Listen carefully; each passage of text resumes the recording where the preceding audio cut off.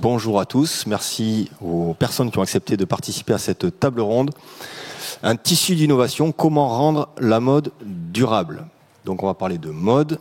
Les vêtements, on sait tous ce que c'est. On en achète à peu près une 50aine par an et par personne en France, pour tout un tas de raisons. Pour se vêtir, pour se protéger, ne pas avoir froid, faire du sport, être à la mode, se sentir bien. Enfin, il y a plein de bonnes raisons d'acheter des vêtements. Est-ce que ces vêtements sont durables? Est-ce que le mode de consommation de ces vêtements est durable? Est-ce que l'industrie qu'il y a derrière est durable? La question est comment rendre la mode durable? Donc, le présupposé, c'est que elle ne doit pas l'être tout à fait aujourd'hui. Et il y a pas mal d'images qu'on peut connaître qui vont plutôt dans ce sens-là. L'état de la mer d'Aral avec la consommation d'eau, des déchets qu'on va retrouver dans des pays en Afrique, par exemple, des déchets textiles. Enfin, il y a tout un tas de sujets environnementaux et également sociaux autour de la mode qui font que poser la question est légitime. Donc, merci aux trois intervenants, Julia, Quentin, Benoît, qui vont donner leur opinion sur cette première question, comment rendre la mode durable. Et on fera après un deuxième tour de table un peu plus rapide mais important parce que on est au Meetup Green Tech pour se demander l'innovation, la Green Tech, quel rôle elle peut jouer, quel rôle elle doit jouer dans cette mode durable. Et donc je me tourne dans un premier temps vers Benoît pour t'interroger Benoît sur déjà les matières parce que Philippe, Catherine, mis à part, la mode c'est d'abord des matières et donc quelles sont les matières d'une mode durable, Benoît? Bonjour à tous. Je vais commencer par présenter rapidement ce qu'on fait à Fairbricks. Donc Fairbricks, on est une start-up créée en 2019 où on développe une plateforme de valorisation du CO2. Donc on prend du CO2, de l'électricité et de l'eau et on fabrique les molécules clés de la chimie. Et notre premier produit, c'est une fibre de polyester qui est identique en tout point à un matériau vierge pétrosourcé, mais qui est fait à partir de CO2 au lieu de produits pétroliers. Donc on s'attaque à un marché qui est énorme. Le polyester, c'est la fibre la plus utilisée de loin dans l'industrie textile. C'est environ 60% du marché aujourd'hui. 60% des habits qu'on achète sont faits de polyester. Donc ça a des avantages d'un point de vue principalement coût. C'est pas cher à fabriquer, mais ça a un impact assez énorme sur le climat. Ça génère beaucoup de CO2, environ 700 millions de tonnes de CO2 par an. Et ça consomme beaucoup de ressources pétrolières qui vont aussi à un moment ou à un autre se retrouver dans l'air. Et donc nous on essaye de résoudre ce problème en valorisant le CO2 industriel, donc qui est émis lors de procédés industriels capturés. Donc on le capture, au lieu qu'il soit émis dans l'air, on le capture et on l'insère dans ces fibres. Le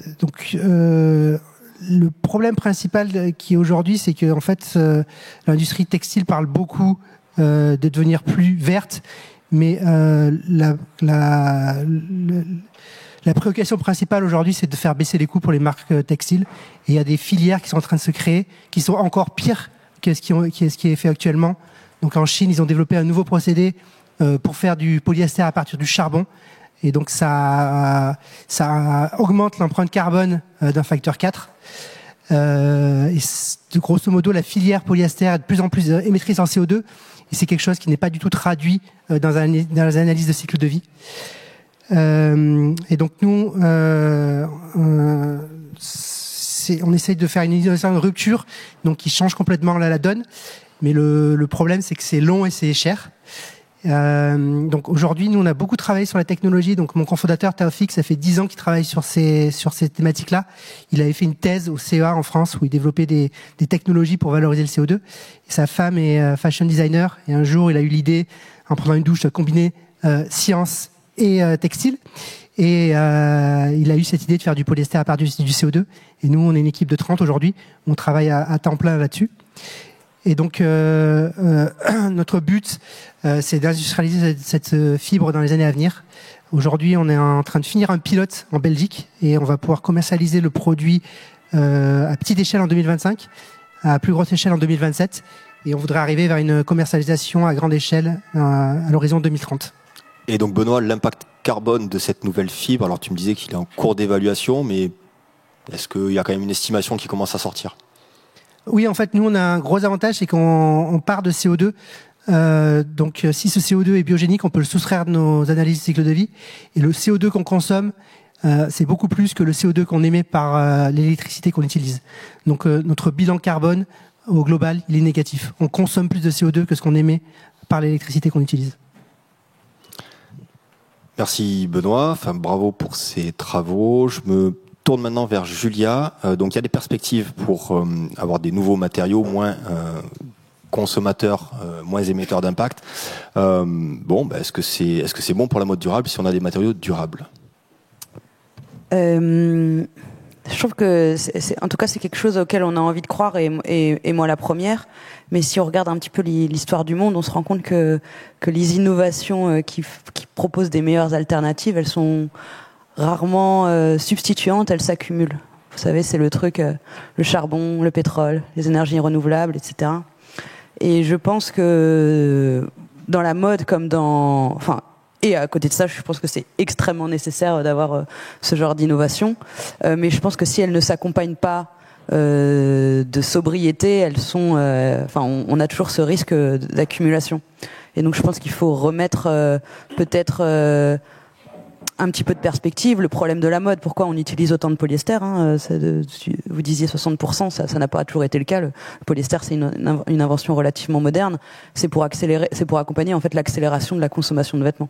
Et cette consommation de vêtements, l'accélération de cette consommation de vêtements est bien plus importante que l'augmentation de la population qui les consomme. Donc globalement, on achète beaucoup plus de vêtements que nos parents. Et donc on les porte moins longtemps et donc on les jette plus. Je pense que c'est important d'avoir ça en tête et on pourrait se dire c'est pas très grave, on consomme plus de vêtements, ça fait vivre l'économie, etc. Sauf que je pense qu'aujourd'hui, en tout cas dans cette salle, on a tous conscient qu'il y a des conséquences matérielles en fait sur la production d'objets. Produire, c'est polluer, quoi. Produire, c'est consommer des ressources. Produire, c'est consommer de l'énergie. Produire, c'est émettre toujours un peu de CO2. Produire, c'est aussi consommer du temps humain qu'on dédie à ça et pas à autre chose. Et donc, en faisant exploser la consommation de vêtements, comme ça a été le cas, comme c'est le cas dans le monde, en France, depuis les années 80, on a doublé notre consommation de vêtements. Et on a aussi fait exploser toutes les externalités négatives qui vont avec ça. Et je trouve qu'il y a un bon parallèle à avoir avec l'huile de palme. Moi, l'huile de palme, on en a tous entendu parler, on sait tous que c'est pas bien l'huile de palme et tout. Et si on regarde individuellement un palmier dattier, c'est plutôt, c'est pas polluant comme arbre, quoi. C'est même plutôt intéressant qu'on utilise de l'huile de palme plutôt que de l'huile d'olive, parce que sinon il faudrait vraiment faire encore plus de monoculture pour avoir la même quantité d'huile.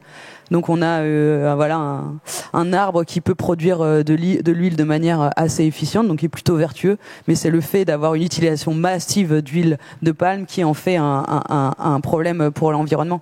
Et je pense que c'est ça qu'il faut avoir en tête. C'est normal de polluer, c'est normal que notre vie ait un impact, mais là on pollue au-dessus de ce dont on a besoin. Donc je pense qu'il faut toujours se remettre dans la perspective du donut, de Kate Raworth, que vous connaissez peut-être. On doit un petit peu polluer pour pouvoir atteindre un niveau de confort qui nous semble accessible à tous, ce plancher social. Il faut qu'on puisse s'habiller, il faut qu'on puisse avoir chaud, il faut qu'on puisse, etc. On utilise le textile pour remplir les fonctions dont on a besoin, mais on a ce plafond écologique. Et ce plafond écologique, on est en train de l'exploser dans le textile comme ailleurs, non pas pour une question de besoin, mais pour une question de cycle infernal d'une surconsommation dont on n'a pas besoin, quoi. Et d'ailleurs, on voit bien que cette accélération de la consommation de vêtements est nécessaire et du gaspillage, parce qu'elle s'accélère aussi d'une accélération du nombre de vêtements qui sont jetés. Donc, il y a vraiment une corrélation directe entre nombre de vêtements mis sur le marché et nombre de vêtements collectés dans les bennes. Donc je pense qu'on doit mettre toute notre énergie sur les innovations. Elles sont importantes, mais que si on ne ferme pas le robinet, ces innovations, elles ne serviront à rien, dans le sens où elles ne ralentiront pas la catastrophe climatique dans laquelle on est déjà et vers laquelle on va. Et au contraire, elles peuvent. C'est extrêmement dur à dire parce que moi-même, je suis à la tête d'une marque éthique et que c'est très important pour moi de remettre un peu d'éthique dans l'industrie textile. Mais ce que je me rends compte, c'est que sans fermer le robinet, ces innovations sont souvent utilisées par une partie de l'industrie comme un écran de fumée, comme une manière de ne pas agir sur les vraies causes. Voilà. Merci Julia. Donc sujet pas simple, il y a de l'innovation technique, tu l'as exprimé Benoît, il y a des sujets de modèle économique, modèle de consommation qui sont lourds aussi, alors pour une marque éthique comme tu le citais, mais peut-être plus encore pour une grande marque internationale comme Decathlon. Et donc Quentin, si tu peux nous donner le point de vue côté Decathlon, comment rendre la mode durable quand on est un grand groupe comme Decathlon? Oui, alors on n'est pas une industrie de mode, mais on produit beaucoup de textiles, donc on est très stylé. Merci beaucoup Julie. Donc ouais, Decathlon, pour ceux qui ne le savent pas, on n'est pas que des distributeurs ou des vendeurs de produits sportifs, mais on choisit les offres qu'on met sur le marché, parce qu'on a des personnes qui travaillent sur ça. On choisit ce qu'on vous propose en magasin, on conçoit les produits après, on sélectionne les usines avec lesquelles on travaille, on gère notre chaîne logistique et après on distribue, que ce soit en magasin ou en ligne. Donc on a cette chance-là historiquement d'avoir le contact de l'endroit où on pollue le plus, donc 75% de nos émissions CO2 viennent de la production, mais c'est notre coup de crayon au départ qui va faire que soit on choisit une matière qui impacte beaucoup, soit on choisit un fournisseur qui est efficient d'un point de vue énergétique. Bref, on est maîtrisant finalement de tout ça. Et donc on a aussi les retours des clients tous les jours en magasin, on a les avis clients autour de nos produits. Donc on a cette chance-là de pouvoir corriger si jamais la qualité n'est pas au rendez-vous de ce qui est souhaité, si la fonctionnalité du produit elle est pas au rendez-vous aussi, on peut modifier notre offre de produits. Donc on a cette chance-là. Toutes les entreprises ne l'ont pas. Donc on se doit dans toute la valeur qu'on propose, qu'on a cette volonté de créer un maximum de valeur d'accès au sport pour les utilisateurs qu'on sert, en étant accessible. Donc la question des volumes, pour nous, elle se pose très fortement. Et aujourd'hui, la meilleure manière de rendre le sport, enfin historiquement, la meilleure manière de rendre le sport accessible, c'était de proposer des produits qui permettent de faire du sport. Et donc c'était notre axe de travail. Et donc c'est notre historique chez Decathlon. Partant de ce constat-là, on voit aussi que quand on parle de valeur, les consommateurs, la société civile et surtout les personnes qui travaillent chez Decathlon, donc il y a 120 000 personnes qui travaillent pour Decathlon, la valeur environnementale, elle est montée très très haut dans les considérations. Et donc on a construit depuis 2017 des plans de transition, et là on est dans un plan de transition 2021-2026, pour lesquels les objectifs carbone sont très clairs. On veut être conforme, enfin jouer notre part pour la trajectoire SBTI, donc c'est être conforme aux accords de Paris. Et donc on doit baisser de 42% nos émissions CO2 2021-2030. C'est très en valeur absolue. Donc si on continue de faire de la croissance de chiffre d'affaires, vous imaginez que c'est très très challengeant. Donc pour faire ça, dans le plan de transition, on a une direction qui est claire. On l'a chiffré, c'est faisable, à condition d'adresser 3 piliers. Donc décarboner notre chaîne de valeur. Donc c'est très concrètement changer l'énergie qu'on va utiliser pour faire tourner les usines dans lesquelles on produit. Donc arrêter le charbon, passer en énergie renouvelable, augmenter l'efficience des lignes de production. Donc on investit massivement pour ça, en mesurant maintenant, on en est à mesurer vraiment à la machine, à la production de nos composants, la quantité d'eau, la quantité d'énergie, pour voir quels sont les meilleurs fournisseurs et mettre nos volumes de production chez les meilleurs. Donc ça c'est essentiel, il faut qu'on ait de la data, il faut qu'on ait des outils de mesure, il faut qu'on ait des moyens de transformation de ces données-là en impact qui soient fiables. Donc ça, on le fait, décarboner la chaîne de valeur. Pareil sur le transport, pareil sur nos magasins en propre. Changer l'énergie. L'éco-conception, c'est un deuxième axe. Donc c'est, une fois qu'on décarbone la chaîne de valeur, il faut qu'on choisisse les meilleures matières. Là, ça se complique un petit peu, parce que donc les matières, il y en a plein. On ne fait pas que des produits textiles, on a une diversité de produits. Donc une diversité de matières premières, une diversité de process de fabrication. Et quand on réfléchit éco-conception, on ne réfléchit pas que carbone, mais une diversité d'enjeux environnementaux. Et là, ça se complique. On fait, nous, de l'analyse de cycle de vie depuis... Moi, je suis arrivé depuis 10 ans chez Decathlon, on en fait depuis au moins 10 ans. Et on a systématisé l'analyse de cycle de vie de nos produits. Donc on fait une évaluation pour tous nos produits, multicritères, etc. Aujourd'hui, on voit qu'il est très compliqué de prendre des décisions claires sur autre chose que du CO2. Donc, on a des objectifs clairs sur le CO2. Sur la biodiversité et les autres indicateurs, c'est encore compliqué. Et donc, pour ça, pour aider nos stratégies d'éco-conception, on travaille avec la France historiquement, maintenant très fortement avec l'Europe, qui veut standardiser toutes ces méthodes-là pour que les entreprises sortent d'un immobilisme, en fait, parce que quand on discute avec les comités exécutifs des entreprises et qu'on leur donne 2 méthodes, 2 chiffres différents pour 2 appros de matières différentes, ils vont pas croire la personne qui leur soumet ses choix. Ils vont dire mais quelle méthode je dois croire? Est-ce que je crois la méthode française, la méthode européenne, la méthode américaine, la méthode chinoise? Donc nous, ce pourquoi on milite depuis, on travaille main dans la main avec Pascal, avec l'institution européenne, pour harmoniser ces méthodes de calcul environnemental pour sortir d'un immobilisme en termes de choix de matière, etc. Ça, c'est un gros enjeu, donc qui nous permet d'éco-concevoir. Et aujourd'hui, on a 71% de notre chiffre d'affaires textile qui remplit nos critères d'éco-conception. C'est essentiellement grâce à des matières recyclées. Encore, le recyclé, chez Decathlon, ça veut dire du coton recyclé et essentiellement de la bouteille polyester en polyester recyclé fil. Et on travaille très fortement à sortir de bouteilles polyester pour passer à du textile vers du textile, pour vraiment opérer de la circularité. Et enfin, pour le textile, c'est la teinture. Comment est-ce qu'on trouve des moyens de mettre de la couleur sur des vêtements avec le moins d'impact possible? Donc voilà nos stratégies d'éco-conception. Et l'éléphant dans la pièce, globalement, c'est comment est-ce qu'on sort du business model linéaire, qui contraint notre création de valeur à la production de volume de produits neufs. Voilà, globalement. Et ça, c'est le nouveau gros défi en fait qui est devant nous, qui est de plus en plus audible au sein des entreprises, dans le discours politique également, on le voit. Et nous, c'est vraiment ce gros axe-là qui est le plus incertain dans notre capacité à atteindre nos objectifs, dans notre trajectoire CO2. Donc c'est le gros sujet de discussion qu'il faut qu'on arrive à adresser. Donc c'est le débat qu'on a un petit peu aujourd'hui. Mais voilà, comment faire pour que la création de valeur des entreprises ne soit plus dépendante de leur production de produits neufs. Pour le textile, mes convictions personnelles sur ce sujet, c'est que les entreprises toutes seules ne pourront pas le faire. Il faut que la société civile aussi se saisisse de ce sujet-là, que les pouvoirs publics contraignent les marchés à faire en sorte qu'il n'y ait pas d'incitation au vice. Et le vice aujourd'hui, c'est produire des produits neufs pour rendre le vêtement accessible. Donc comment est-ce qu'on sort de ce constat-là? Et donc sûrement de la réglementation, sûrement une demande, une attente de la société civile. Le textile aujourd'hui, circularité égale seconde main. Donc nous, pour participer à cette seconde main, on développe des méthodes pour objectiver la durée de vie des produits textiles. Donc on a participé à des projets français notamment là-dessus, pour objectiver la durée de vie estimée d'un produit textile. Pour un t-shirt, qu'est-ce qui est important? Est-ce que c'est la déformation? Est-ce que c'est la résistance au déchirement? Donc voilà, il y a vraiment des sujets techniques sur lesquels on travaille pour sortir des croyances aussi sur ces sujets. Mais le gros sujet de réussite de la mode durable, ça va être ce sujet-là. Comment créer cette circularité réellement.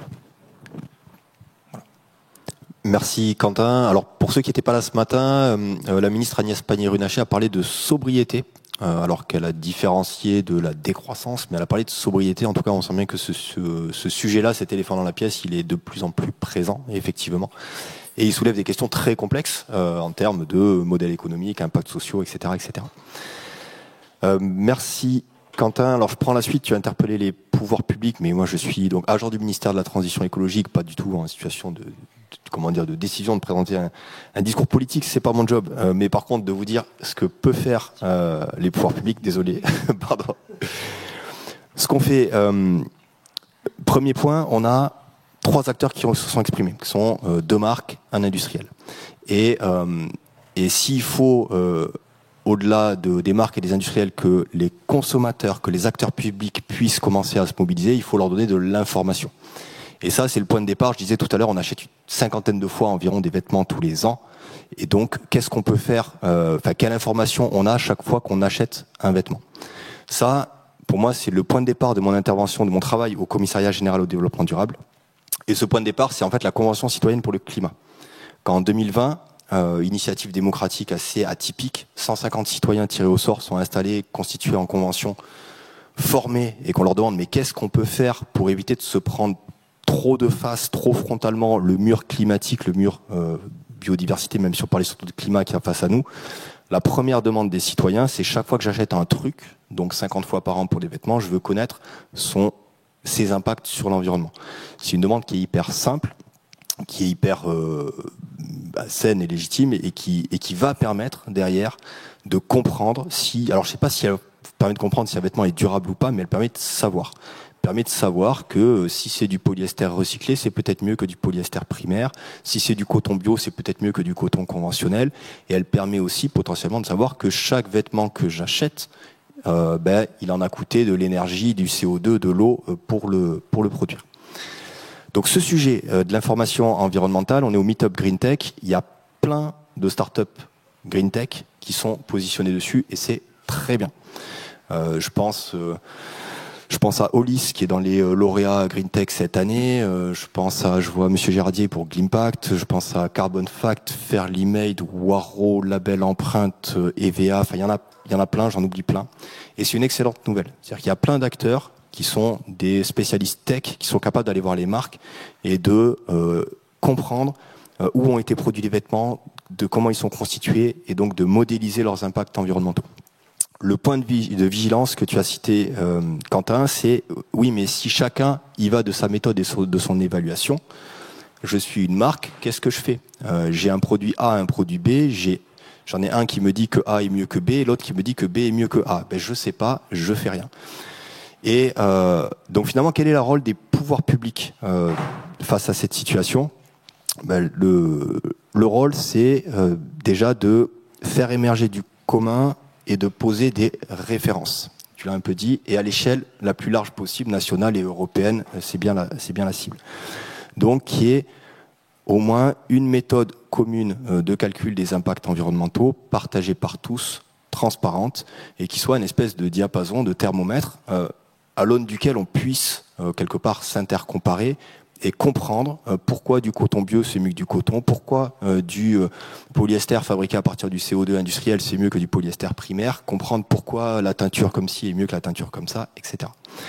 Donc mon travail au sein du Commissariat général du développement durable, c'est chef de projet affichage environnemental et intrapreneur sur une start-up d'État qui s'appelle Ecobalise avec un Y. Donc si vous avez un smartphone ou sur votre ordinateur, vous pouvez tester Ecobalise avec un Y et vous tombez sur une calculette à impact environnementaux, qui est de l'analyse de cycle de vie, tu as utilisé le terme, Quentin, qui permet de modéliser à partir de quelques paramètres simples l'impact environnemental d'un textile.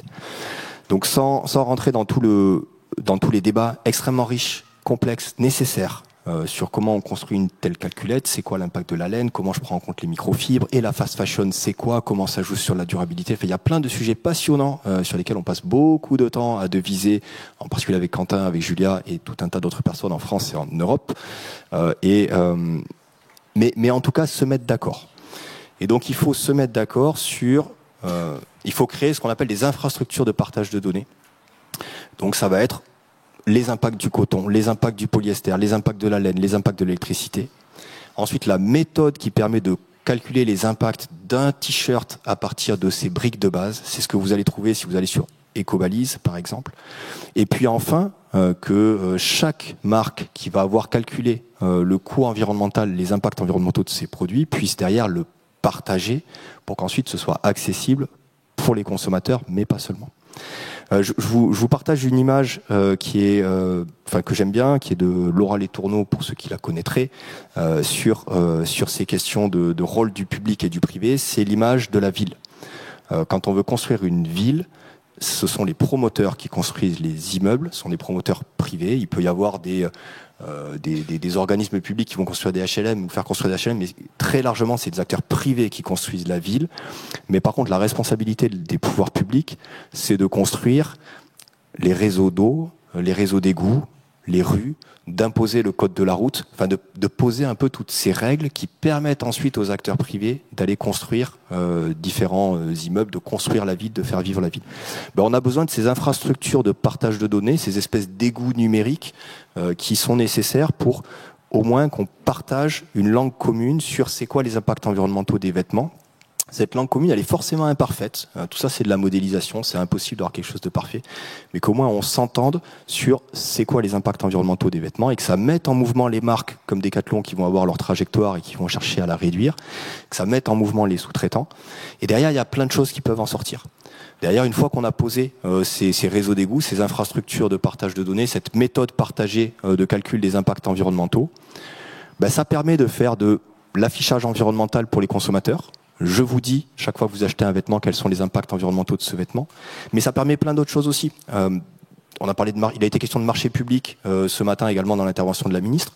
Si vous voulez lancer un marché public avec une clause environnementale, je veux acheter des vêtements, mais je veux maîtriser les impacts environnementaux de ces vêtements, c'est beaucoup plus facile si vous pouvez mettre dans votre marché public, en face du critère prix, un critère coût environnemental. Et là, vous pouvez commencer à intégrer ces éléments-là.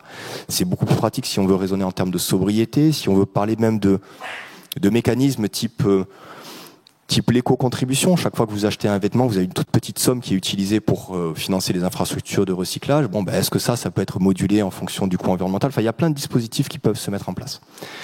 Et donc ça, en tout cas, moi, c'est mon travail au sein du CGDD et en s'appuyant au maximum sur les initiatives européennes de construire ce commun, cette infrastructure de partage de données, ce réseau d'égouts numériques, et c'est pas du tout péjoratif, c'est tellement important les égouts pour que ensuite on puisse vraiment commencer à développer des politiques publiques autour de ces sujets.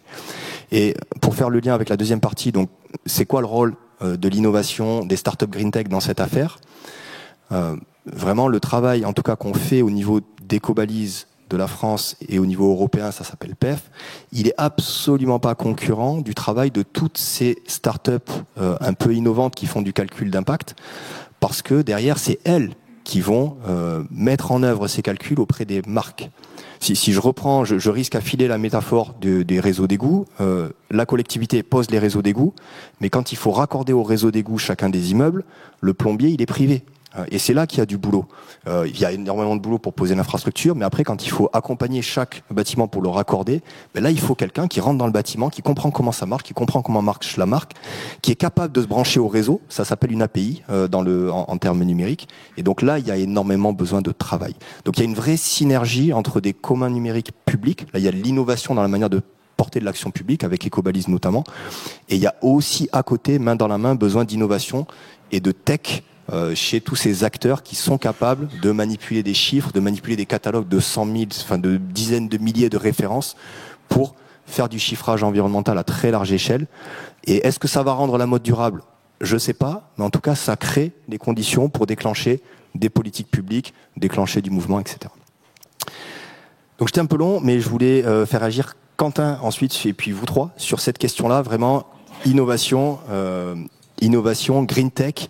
À quoi, quel est le rôle de ces startups green tech, donc par exemple vu de Decathlon? Alors pour moi il y en a deux. J'en ai un très très bon exemple à la gauche, d'innover sur des choses très techniques, des nouvelles matières, des choses que la position de Decathlon sur l'innovation de ce type-là, c'est de réussir une fois qu'elle est suffisamment mature, nous de la faire passer à l'échelle, de faire en sorte que exemple des bouteilles en plastique de tout à l'heure, Patagonia a été les premiers à le faire. Nous, on a été les premiers à rendre ça accessible, parce que Patagonia, c'est quand même très cher. Une polaire, nous, on a réussi à rendre le recyclable bouteille à textile accessible. Donc notre rôle, il est là en tant que grande entreprise vis-à-vis des structures d'innovation réelles et des startups. Donc il faut qu'on arrive à se connecter. C'est pas simple pour une grande boîte de travailler avec des startups, mais il y a une vraie synergie en tout cas entre ces deux mondes.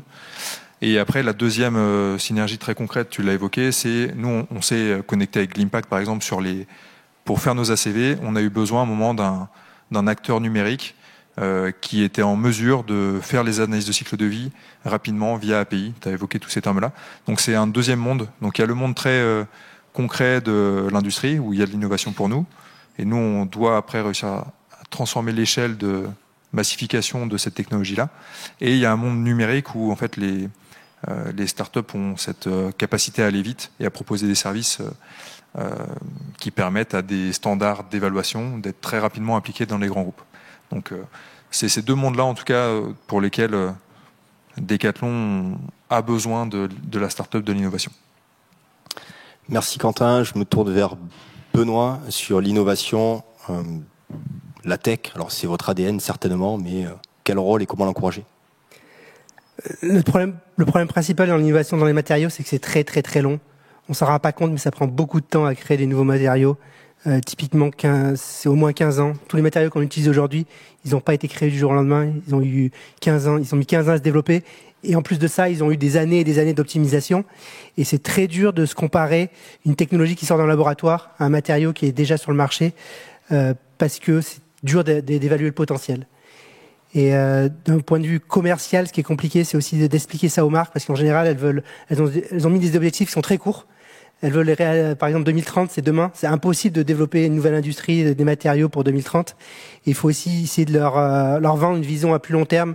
Que aujourd'hui c'est très compliqué, mais qu'il faut agir aujourd'hui pour avoir des matériaux durables en 2035 et après, pour vraiment être neutre en carbone. Sinon, c'est complètement impossible, quoi.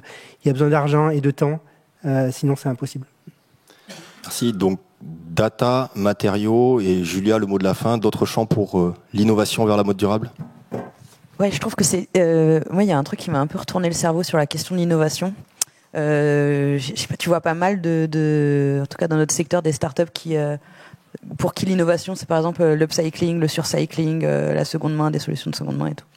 Et donc il y a pas longtemps, j'ai été au Ghana, qui est un endroit très connu pour être un exutoire des vêtements de seconde main de l'Europe, en particulier de l'Angleterre. Et donc il y a un marché textile au centre au centre de la capitale du Ghana, qui s'appelle Kantamanto. Et donc c'est un marché où il y a beaucoup de nos fringues de seconde main qui se retrouvent. Et il y a les meilleurs upcyclers de la terre. C'est-à-dire que des gens qui ont une capacité de ce que nous on appellerait innovation ici. C'est-à-dire que chez nous, ça serait une start-up qui dit je fais de l'upcycling de vêtements. Chez eux, en fait, c'est des savoir-faire individuels, quoi. C'est vraiment le centre pour moi, c'est un centre d'innovation textile extrêmement en avance. Je pense qu'il faudrait qu'on aille au Ghana pour apprendre à qu'est-ce que tu fais d'une chemise qui a une manche déchirée, comment tu fais pour un truc. Moi j'ai fait réparer des baskets là-bas que aucun cordonnier en France ne voulait réparer, quoi, parce que bon, bref. Et donc je trouve qu'il y a toujours quelque chose. Et pourtant, on sait que c'est le sens de l'histoire. Enfin, je veux dire, faire durer nos vêtements plus longtemps, on sait que ça va passer vers plus les porter, qu'ils aient une seconde main, mais quand ils ont été usés, pouvoir les réparer, puis les upcycler, puis etc. Voire peut-être même que l'upcycling c'est une manière d'étancher notre soif de nouveautés, etc. Enfin, on sent que c'est le sens de l'histoire, hein, si on prend les R. Réduire, réparer, réutiliser, etc. Enfin, ça doit être bien loin devant recycler ou je sais pas quoi. Et en fait, même si c'est le sens de l'histoire, on voit que cette partie-là de l'innovation dans le textile n'est presque pas considérée comme de l'innovation, parce que justement, il n'y a pas tout un arsenal technologique ou moderne ou start-up ou occidental, en fait, derrière tout ça. Alors que je crois que le textile, la chose qui est intéressante, c'est que c'est simple. Enfin, il n'y a pas d'électronique. Enfin, c'est des fibres qu'on transforme en fil, qu'on transforme en étoffe, qu'on découpe, qu'on coud. Et voilà, quoi. Et du coup, il y a aussi quelque chose où on va pouvoir innover, bien sûr, sur les matériaux, et bien sûr qu'il y aura des choses qui pourront être faites, mais j'ai l'impression que les solutions pour faire du textile durable, elles existent déjà. Enfin, je veux dire, on le sait, hein, c'est réduire, réparer, réutiliser, etc. Et donc, je pense qu'il faut avoir ça en tête, que le progrès, c'est peut-être aussi pas forcément quelque chose d'extrêmement technologique. Et aujourd'hui, ce qui freine le progrès, c'est surtout la course au bas prix, quoi. C'est que finalement, c'est toujours moins cher d'utiliser de la matière vierge et de produire dans des pays où les conditions sont déplorables et de ne pas traiter ses eaux usées.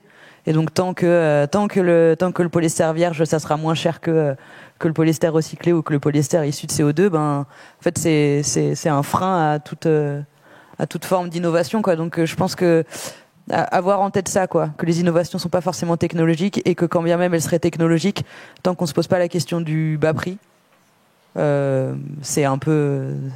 On n'arrivera jamais à faire quelque chose de moins cher que le polyester vierge, quoi. Enfin, c'est imbattable. Si c'est des ressources que vous prenez à la terre et que vous ne payez pas. Donc voilà.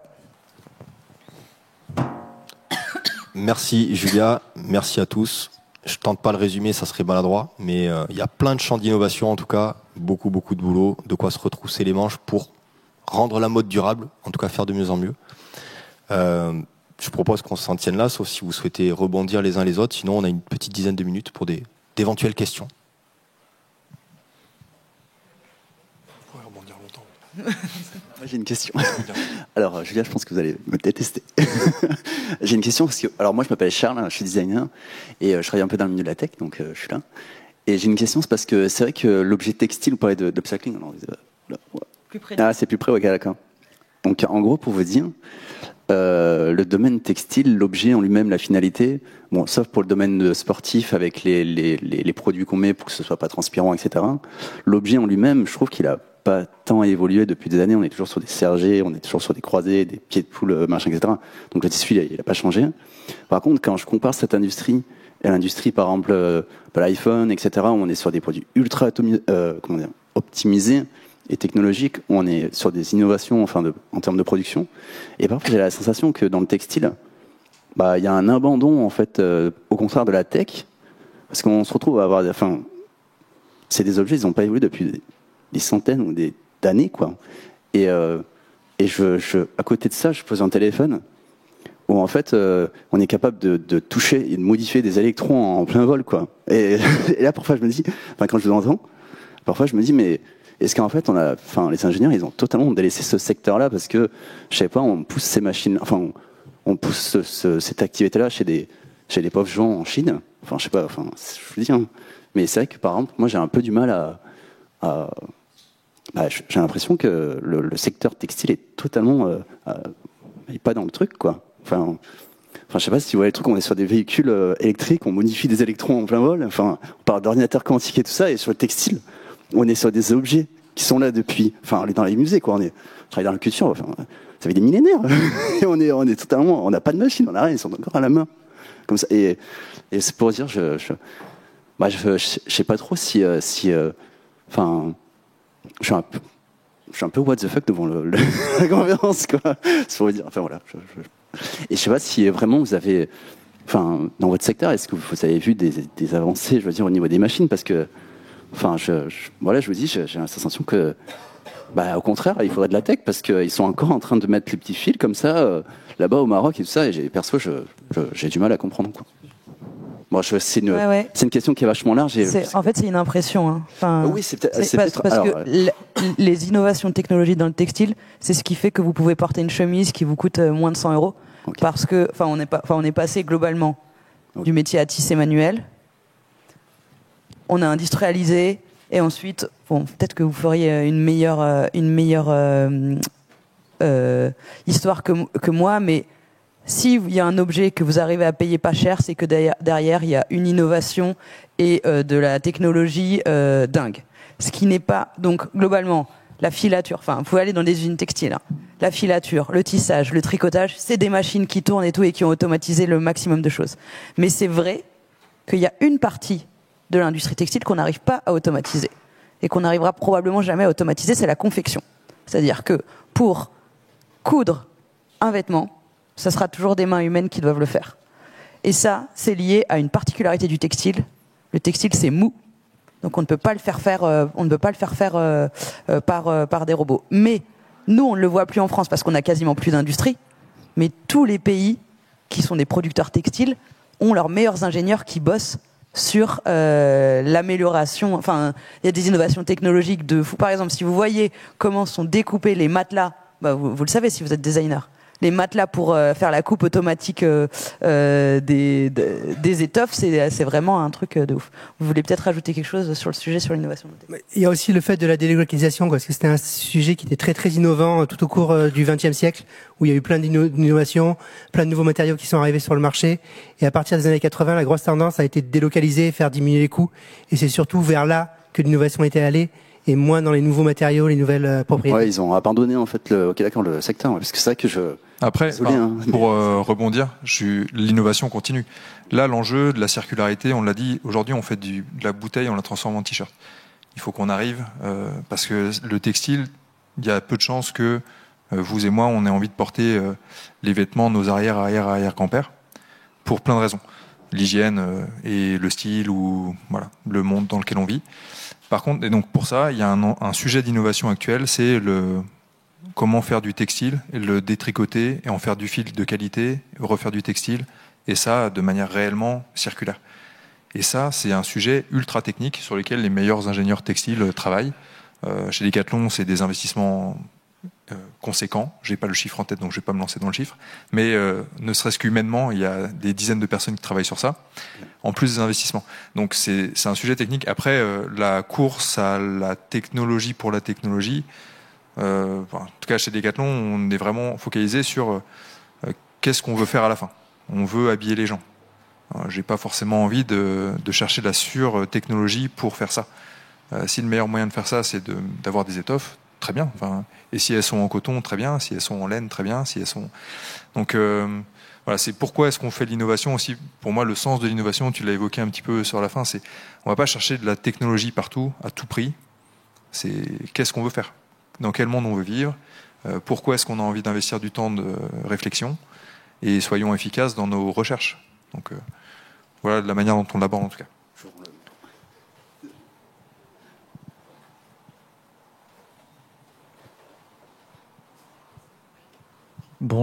Bonjour, merci pour vos interventions. Je voulais savoir comment vous fonctionniez ensemble, Loom, Decathlon, Fairbricks. Est-ce que vous collaborez, est-ce que vous inventez des nouvelles manières de créer ensemble? Voilà. Alors, on ne bosse pas ensemble à ma connaissance, peut-être. Peut-être que tu me contrediras parce que non, on ne bosse pas ensemble. Mais pas encore. On avait discuté avec Decathlon, ça n'avait pas donné, mais on a travaillé avec Recycle Elite, une startup dans laquelle vous avez investi. Donc il y a beaucoup d'interactions. C'est l'occasion, Benoît. Il faut y aller là. Il y a beaucoup d'interactions start-up, grand groupe. C'est quand une start-up, la clé de la réussite, c'est de convaincre un grand groupe de la technologie pour pouvoir l'industrialiser. Après, dans l'écosystème, il y a un exemple, moi qui m'a pris énormément de temps. Ça fait 4 ans que je travaille sur le sujet dont parlait Pascal, l'harmonisation des standards d'évaluation. La méthode PEF, c'est un grand guide, voilà, les grands égouts européens, on va dire, de l'évaluation environnementale. Et ça, en fait, très concrètement, l'Europe a demandé aux entreprises de saisir du sujet pour rentrer dans le détail et dire comment est-ce qu'on le fait. Comment est-ce qu'on calcule l'impact environnemental d'un t-shirt.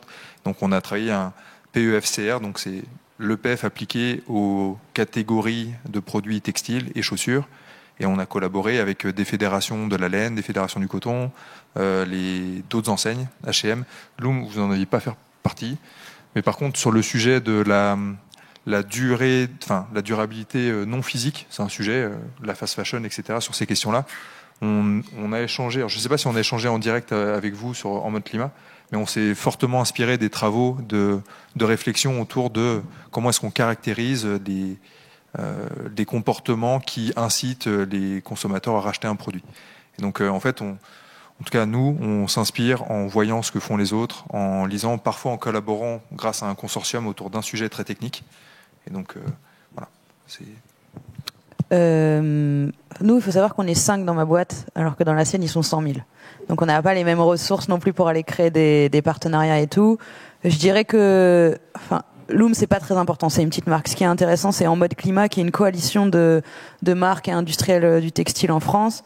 Et en fait, on fait le même constat que Quentin, quoi. C'est une entreprise. Le problème, c'est les volumes de production. Et une entreprise, si elle décide de réduire ses propres volumes, ça règle pas le problème global parce que les autres entreprises vont continuer à produire, quoi.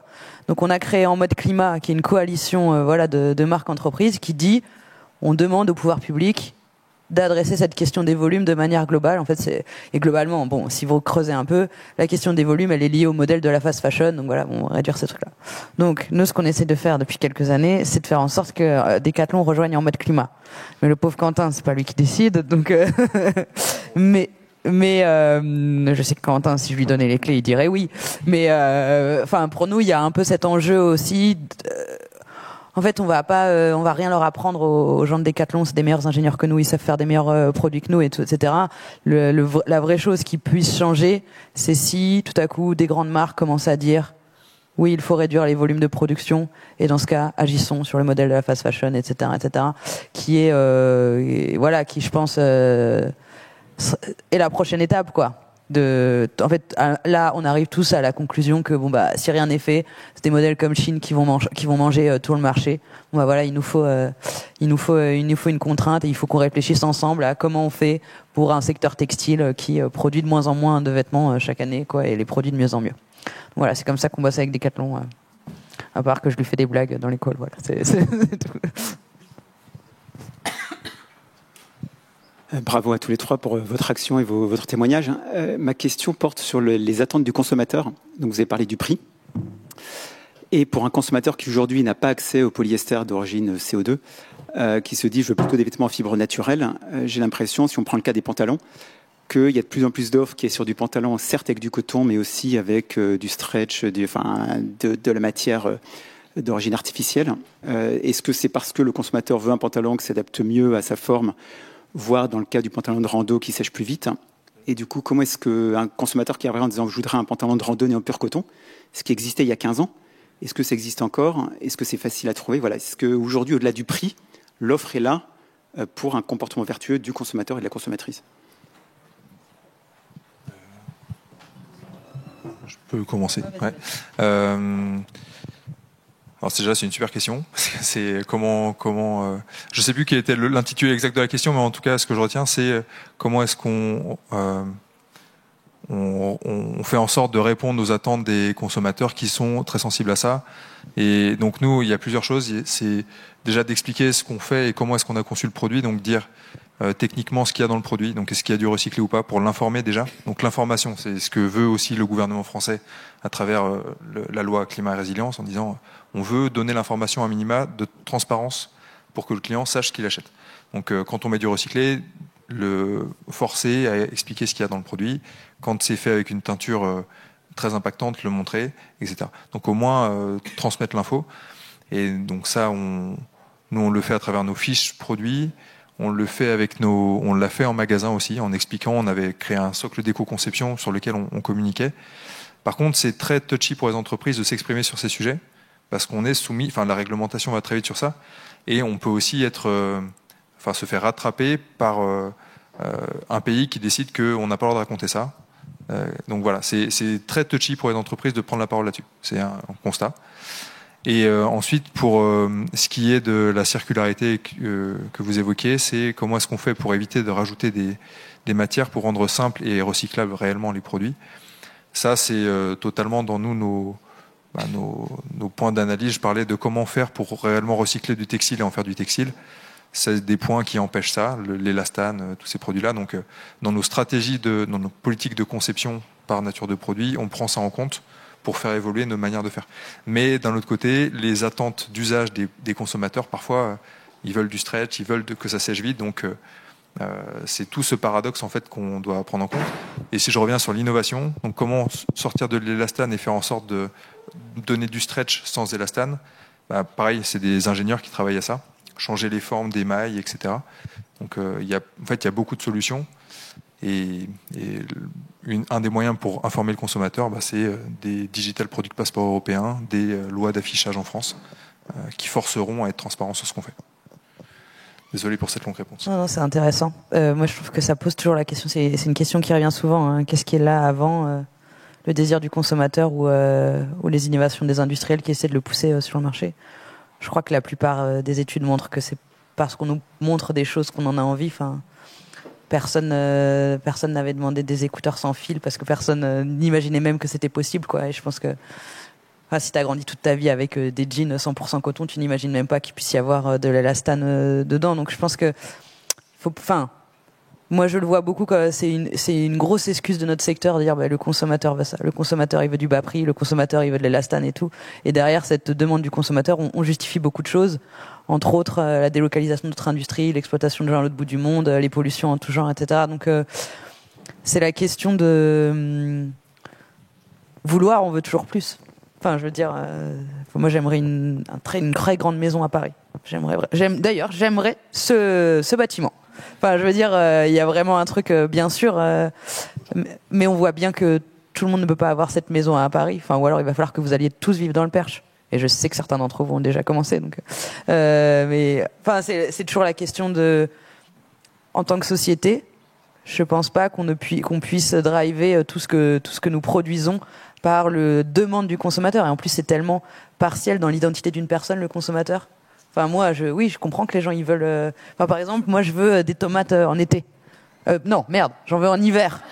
Mais je veux surtout que mes enfants n'aient pas de cancer. Enfin, vous voyez ce que je veux dire? Et en fait, on a tendance à tout ramener aux besoins du consommateur, alors que ce que demande le citoyen, c'est méga important aussi. Enfin, et je crois qu'il y a beaucoup de choses qu'on obtient en tant que consommateur, on le perd en tant que citoyen. Enfin, les tomates en été, c'est pesticides, etc. Et les produits pas chers, c'est de la délocalisation, c'est moins d'argent dans les caisses de l'État, c'est de la baisse du service public. Donc, ce que veulent vraiment les gens, en tout cas ce que les industriels nous disent, ce que les gens veulent vraiment, c'est qu'une partie des gens, enfin c'est qu'une partie de ce qu'on veut, quoi. Et si je peux me permettre de rebondir du coup sur cette question, est-ce que finalement il ne faut pas mener l'innovation en parallèle avec des moyens pour changer les mentalités, en fait, de mener la société vers une consommation plus raisonnable, raisonnée et plus moins impactante pour l'environnement, comme c'est le cas pour aujourd'hui l'énergie, où on pousse à mettre du photovoltaïque. Pourquoi pas pousser les mentalités aussi à changer pour qu'ils suivent un petit peu cette innovation qui est en cours? Parce que je vois toujours des gens qui achètent malheureusement chez des grandes entreprises, la fast fashion et autres. Donc finalement, votre innovation, elle ne sera pas très visible si on continue à consommer n'importe quoi. Voilà. Je réponds aussi à ça parce que là aussi c'est très intéressant. Qu'est-ce qui façonne les mentalités aujourd'hui? Qu'est-ce qui fait aujourd'hui qu'est-ce qui fait qu'en ce moment j'ai trop envie d'avoir une belle chemise en jean et un pantalon à pince? C'est pas au lycée qu'on m'a sensibilisé à ça. Enfin, ce qui façonne nos désirs de consommation, c'est la publicité. Donc c'est les propres metteurs sur le marché qui décident de ce qu'on aime. Et du coup, il y a toujours, c'est toujours quelque chose qui revient, qui dit, il faudrait qu'il y ait presque de la contre-publicité, par exemple, une campagne de l'ADEME qui inviterait à consommer moins, par exemple. Bon, voilà, ça pourrait. Ça me semble un peu extrémiste, mais bon, écoutez, c'est vrai que ça peut toujours arriver. Il peut y avoir des messages publics qui viennent contrer finalement ces incitations à la consommation permanente, mais je pense qu'il faut avoir des ordres de grandeur sur qu'est-ce que c'est le budget de sensibilisation versus qu'est-ce que c'est le budget d'incitation à la consommation. Enfin, parmi les entreprises les plus puissantes du monde, ce sont celles qui vendent du temps de cerveau disponible aux gens. Et si vous enlevez la publicité, Chine disparaît, quoi, par exemple. Enfin, donc, et même, je pense que, je sais pas si le luxe serait au top non plus, quoi. Donc, c'est encore, enfin. On voudrait que ça soit un espèce de problème sensibilisation, etc. Et en fait, il y a des enjeux économiques qui sont très puissants derrière. Et en fait, ces questions-là, elles posent la question de qu'est-ce que c'est une économie dans un monde qui produit moins de vêtements? Qu'est-ce que c'est une économie dans un monde où on essaie de produire mieux les vêtements? Qu'est-ce que c'est une économie où les gens consomment de manière sobre? Qu'est-ce que c'est une économie où on n'incite pas les gens à consommer ce dont on n'a pas besoin? Et je suis d'accord avec vous, c'est la question clé. Et c'est presque ça qu'on devrait on devrait d'abord se poser ce cadre. Et c'est ce cadre qui devrait définir quelles innovations vont être dedans. Et c'était un peu ce que proposait la Convention citoyenne pour le climat, quoi. Et je pense que ça c'est, on ne peut pas attendre que ça vienne seulement de l'ADEME, etc. Je pense il faut qu'il y ait une pression du côté de l'entreprise. Donc, les propres entreprises, les salariés au sein des entreprises, mais aussi de la société civile, quoi. Tant que les citoyens ne diront pas que c'est important et que c'est ce cadre-là qu'il faut être mis, il ne sera pas mis tout seul. Donc c'est un engrenage citoyen, entreprise, etc. Politique publique. L'exemple chez Decathlon, je vous ai parlé de 2017, on a accéléré fortement. Pourquoi? Parce qu'il y a eu un exercice de vision de l'entreprise. On fait ça tous les 5 ans globalement. Et en 2016, ça a été très participatif. Et donc les 120 000 collaborateurs se sont exprimés sur ce sujet. Et l'environnement est sorti en raison de travail numéro 1 qu'on voulait travailler. Et avant même les conditions de travail, etc. Et donc voilà, on est tous citoyens, on est tous. Et là actuellement sur la partie. Ouais, donc et parce que ça fait des années qu'on fait des bilans carbone, qu'on mesure ce qu'on fait, et donc on forme les gens en interne aussi à ce sujet. Donc c'est exactement ce que tu as dit. C'est tout le monde doit s'investir dans ce chemin-là.